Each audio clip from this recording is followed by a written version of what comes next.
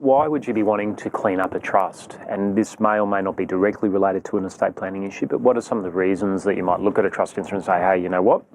We've got an issue here, we need to deal with it and we need to manage the tax. And the five I've got there on the slide are firstly a Reinhardt situation. I don't want to talk about Reinhardt necessarily, other than in that scenario you had a trust that had a maximum life of 25 years.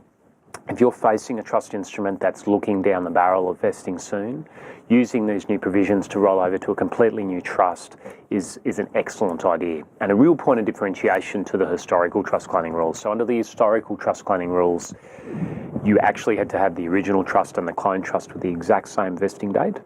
That's no longer the case under these new provisions. So you can effectively refresh and start again with that 80-year period, and potentially longer if you're in South Australia Unlimited.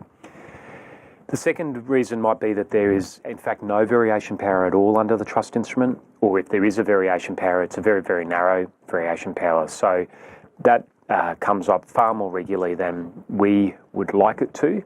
And again, I would say these new rules are a great example and a great ability to actually sidestep that whole discussion. If you don't have a trust instrument, we would say this would be a way to probably bring closure around that as a concept and get you into a new world. There are still going to be issues with that, and I'd encourage you to reach out and have a look at the Lost Trust Instrument paper if that's going to be relevant for any of your clients. But ignoring all of that debate, the principle that I wanted you to take out of today is that this might be another reason to look at the new provisions and leverage off them to actually extract yourself from that situation.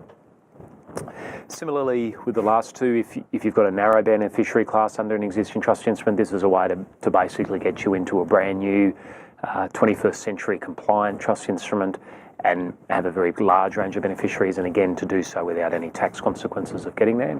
And then the last one is, I think, a true estate planning exercise. And again, there's plenty of standalone papers on this as a topic, so I'm not proposing to try to get into the detail today, but otherwise to have it as an idea on your checklist. And that being getting out of a structure that has any form of vesting date and getting into a trust structure that potentially has no vesting date. And the way to do that, well, you use the South Australian trusts.